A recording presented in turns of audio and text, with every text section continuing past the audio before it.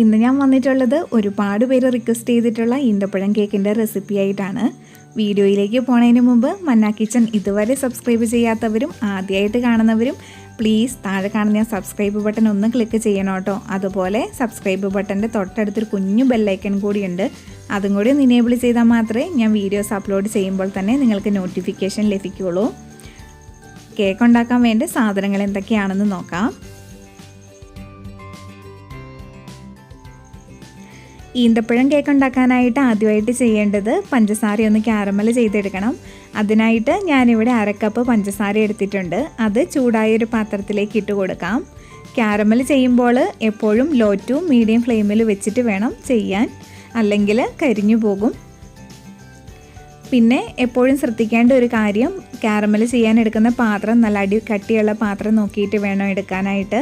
അടി കട്ടിയില്ല എന്നുണ്ടെങ്കിൽ പെട്ടെന്ന് പുക കയറിയിട്ട് കരിഞ്ഞു പോകാനുള്ള സാധ്യതയുണ്ട്. പഞ്ചസാര ക്യാരമൽ ചെയ്യുന്നതിൻ്റെ വിശദമായ വീഡിയോസ് എൻ്റെ ക്യാരറ്റ് ഡേറ്റ്സ് കേക്കിൻ്റെ റെസിപ്പിയിലും അതുപോലെ പ്ലം കേക്കിൻ്റെ റെസിപ്പിയിലും പറഞ്ഞിട്ടുണ്ട്. എന്തെങ്കിലും ഡൗട്ടുള്ളവർ അതെടുത്തിട്ടൊന്ന് കാണണം. ആ 2 കേക്കിൻ്റെയും ലിങ്ക് താഴെ ഡിസ്ക്രിപ്ഷൻ ബോക്സിൽ കൊടുക്കാം. ഇപ്പോൾ പഞ്ചസാര ഏകദേശം മെൽറ്റായി തുടങ്ങിയിട്ടുണ്ട്. മെൽറ്റായി തുടങ്ങിയാൽ മീഡിയം ഫ്ലെയിമിൽ നിന്നും ലോ ഫ്ലെയിമിലേക്ക് മാറ്റി വയ്ക്കാം. പഞ്ചസാര നല്ല ഗോൾഡൻ കളറായി വന്നിട്ടുണ്ട്. ഈ ഒരു കളറിലാണ് ഇരിക്കേണ്ടത്. ഇനി ഇതിലേക്ക് 1/4 കപ്പ് തിളപ്പിച്ച വെള്ളം ചേർത്ത് കൊടുക്കാം.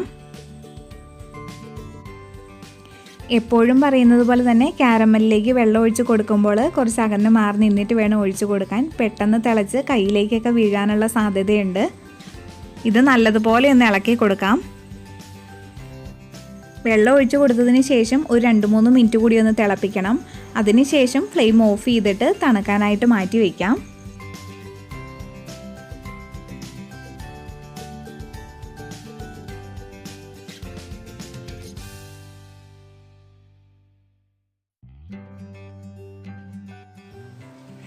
കേക്കിലേക്ക് ആവശ്യമായ ഈന്തപ്പഴം വേവിച്ചിട്ടാണ് ചേർത്ത് കൊടുക്കുന്നത്. അതിനായിട്ട് 250 ഗ്രാം ഈന്തപ്പഴം കുരു കളഞ്ഞ് ചെറുതായിട്ട് കട്ട് ചെയ്ത് വെച്ചിട്ടുണ്ട്.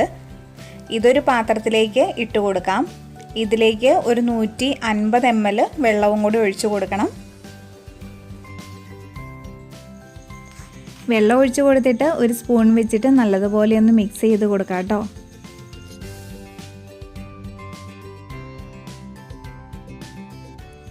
മീഡിയം ഫ്ലെയിമിൽ വെച്ചിട്ട് വേവിച്ചെടുത്താൽ മതി. ഇനി ഇതിന് വെള്ളമൊക്കെ ഒന്ന് വറ്റി വരുന്നത് വരെ വെയിറ്റ് ചെയ്യാം. കേക്കിലേക്ക് എടുക്കുന്ന ഈന്തപ്പഴം എപ്പോഴും നല്ല ക്വാളിറ്റി ഉള്ളത് നോക്കിയിട്ട് വേണം എടുക്കാൻ. ഈന്തപ്പഴത്തിന് മധുരം കുറവാണെങ്കിൽ മാത്രം ഒരു 2-3 ടേബിൾ സ്പൂൺ പഞ്ചസാര കൂടി ഈ സമയത്ത് വെള്ളത്തിലിട്ട് കൊടുക്കാം.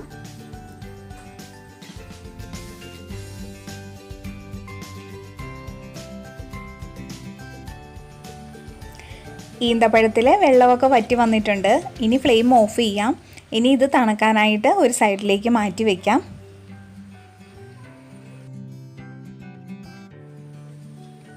വേവിച്ച് വെച്ചിരിക്കുന്ന ഈന്തപ്പഴം നല്ലതുപോലെ ആറി വന്നിട്ടുണ്ട്. ഇനി ഇതൊരു മിക്സിയുടെ ജാറിലിട്ടിട്ട് നല്ല പേസ്റ്റ് പോലെ അരച്ചെടുക്കണം. പ്രത്യേകം ശ്രദ്ധിക്കണം, നല്ലതുപോലെ ആറിയതിന് ശേഷം മാത്രമാണ് മിക്സിയിൽ അരച്ചെടുക്കേണ്ടത്.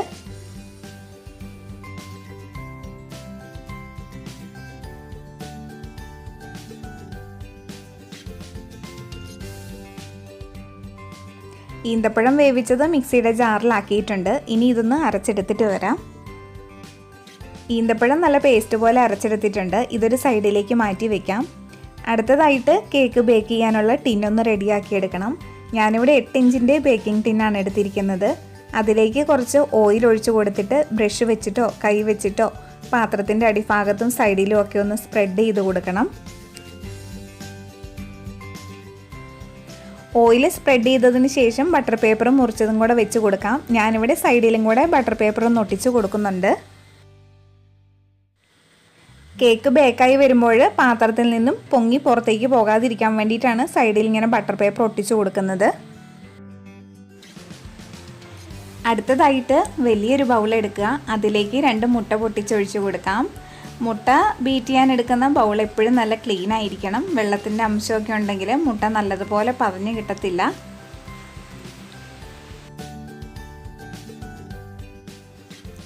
മുട്ട ബൗളിലേക്ക് പൊട്ടിച്ചൊഴിച്ചിട്ടുണ്ട്. ഇനി ഇതിലേക്ക് 1 ടീസ്പൂൺ വാനില എസൻസ് കൂടി ഒഴിച്ചു കൊടുക്കാം. മുട്ട ബീറ്റ് ചെയ്യുമ്പോൾ ആ മുട്ടയുടെ ഒരു മണമൊക്കെ മാറി കിട്ടാൻ വേണ്ടിയിട്ടാണ് ഈ സമയത്ത് വാനില എസൻസ് ചേർത്ത് കൊടുക്കുന്നത്. ഇനി ഇതുപോലെ ഒരു വിസ്ക് വെച്ചിട്ട് നല്ലതുപോലെ ബീറ്റ് ചെയ്തെടുക്കാം. കുറച്ചധികം സമയം എടുക്കും മുട്ട നല്ലതുപോലെ പതഞ്ഞ് കിട്ടാൻ. ബീറ്ററുള്ളവർ ബീറ്റർ വെച്ചിട്ട് ബീറ്റ് ചെയ്തെടുത്താലും മതി.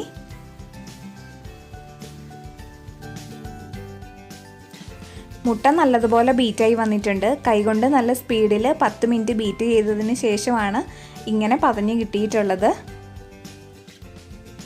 ഇനി ഡ്രൈ ഇൻഗ്രീഡിയൻസ് ഒക്കെ ഒന്ന് അരിച്ച് മുട്ടയിലേക്ക് ചേർത്ത് കൊടുക്കാം. അതിനായിട്ട് അരിപ്പയിലേക്ക് 1 കപ്പ് മൈദ ഇട്ട് കൊടുക്കാം. 1 കപ്പ് എന്ന് പറയുന്നത് 250 ml ആണ്, അല്ലെങ്കിൽ 120 ഗ്രാം. പിന്നെ വേണ്ടത് 1/2 teaspoon baking powder, 1/4 teaspoon baking soda. കേക്കിലേക്ക് എടുക്കുന്ന ബേക്കിംഗ് പൗഡറും ബേക്കിംഗ് സോഡയൊക്കെ എക്സ്പയറി ഡേറ്റ് ഉള്ളത് നോക്കി വേണം എടുക്കാനായിട്ട്. പിന്നെ വേണ്ടത് 1/4 ടീസ്പൂൺ സിനമൺ പൗഡർ, അതായത് കറുവപ്പട്ട പൊടിച്ചത്. പിന്നെ വേണ്ടത് നട്ട്മെഗ് പൗഡറാണ്, ജാതിക്ക പൊടിച്ചത്. അത് 2 പിഞ്ച് മതി. ഇതിലേക്ക് 1/4 ടീസ്പൂൺ ഉപ്പും കൂടി ചേർത്ത് കൊടുത്തതിന് ശേഷം നല്ലതുപോലെ ഒന്ന് അരിച്ചെടുക്കാം.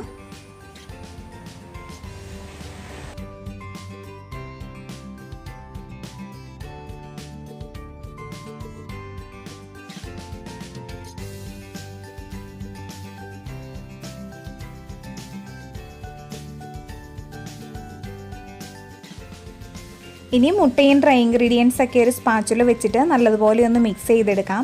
മിക്സ് ചെയ്യുമ്പോൾ നല്ല തിക്കായിട്ട് തോന്നും, അതുപോലെ മൈദ കട്ട കെട്ടിയിരിക്കുന്നതായിട്ടൊക്കെ തോന്നും.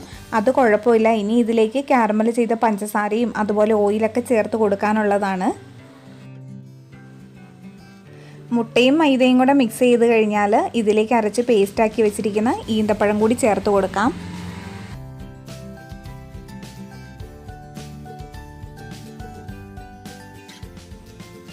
അടുത്തതായിട്ട് ചേർത്ത് കൊടുക്കുന്നത് 1/2 കപ്പ് വെജിറ്റബിൾ ഓയിലാണ്. കേക്കിലേക്ക് ഒരിക്കലും വെളിച്ചെണ്ണ എടുക്കരുത്, റിഫൈൻഡ് ആയിട്ടുള്ള ഓയിൽ തന്നെ എടുക്കണം. ഞാനിവിടെ എടുത്തിരിക്കുന്നത് സൺഫ്ലവർ ഓയിലാണ്. ഓയിലും ഈന്തപ്പഴവും കൂടെ ചേർത്ത് കഴിഞ്ഞാൽ നല്ലതുപോലെ ഒന്ന് മിക്സ് ചെയ്തെടുക്കാം. ഇപ്പോൾ എല്ലാം കൂടെ നല്ലതുപോലെ മിക്സ് ആയിട്ടുണ്ട്. ഇനി ഇതിലേക്ക് ചേർത്ത് കൊടുക്കുന്നത് കാരമൽ ചെയ്ത് വെച്ചിരിക്കുന്ന പഞ്ചസാരയാണ്. 1/2 കപ്പാണ് എടുത്തിരിക്കുന്നത്. അത് 2 പാർട്ടായിട്ട് ചേർത്ത് കൊടുത്തിട്ട് നല്ലതുപോലെ മിക്സ് ചെയ്യാം.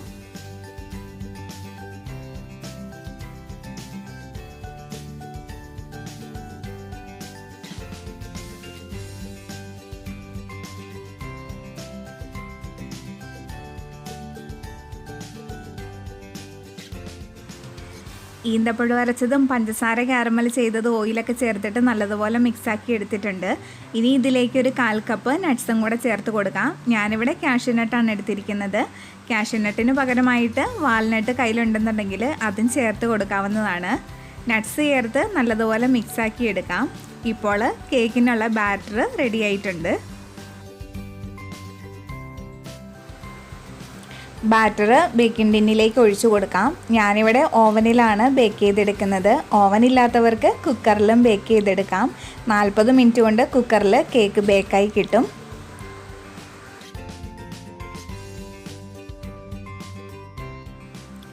ഇതിൻ്റെ മുകൾ ഭാഗം നല്ലതുപോലെ ഒന്ന് ലെവൽ ചെയ്ത് കൊടുക്കാം. അതിനുശേഷം ഒന്ന് ടാപ്പ് ചെയ്യണം. ടാപ്പ് ചെയ്യുന്നത് എയർ ബബിൾസ് എന്തെങ്കിലും ഉണ്ടെങ്കിൽ പോകാൻ വേണ്ടിയിട്ടാണ്. ഇനി 180 ഡിഗ്രി സെൽഷ്യസിൽ 10 മിനിറ്റ് പ്രീ ഹീറ്റ് ചെയ്ത ഓവനിൽ 55 മിനിറ്റ് ബേക്ക് ചെയ്തെടുക്കാം. ഓവനിൽ നിന്നും കേക്ക് പുറത്തേക്ക് എടുത്തപ്പോൾ വീഡിയോ ഓൺ ചെയ്യാൻ മറന്നുപോയതാണ്. ഇപ്പോൾ തണുക്കാനായിട്ടൊരു വയർ റാക്കിലേക്ക് മാറ്റി വെച്ചിട്ടുണ്ട്. കേക്ക് നല്ല സോഫ്റ്റ് ആയിട്ടാണ് ഇരിക്കുന്നത്. ഈ വീഡിയോ ഇഷ്ടപ്പെട്ടാൽ തീർച്ചയായിട്ടും താഴെ കാണുന്ന ലൈക്ക് ബട്ടൺ ഒന്ന് ക്ലിക്ക് ചെയ്യാൻ മറക്കരുത് കേട്ടോ. അതോടൊപ്പം കൂട്ടുകാർക്കും ബന്ധുക്കൾക്കും ഒക്കെ ഒന്ന് ഷെയർ ചെയ്ത് കൊടുക്കാനും കൂടി മറക്കരുത്. എല്ലാവരും ഈന്തപ്പഴം കേക്ക് ഉണ്ടാക്കി നോക്കിയിട്ട് അതിൻ്റെ ഫീഡ്ബാക്കൊക്കെ ഒന്ന് അറിയിക്കണം.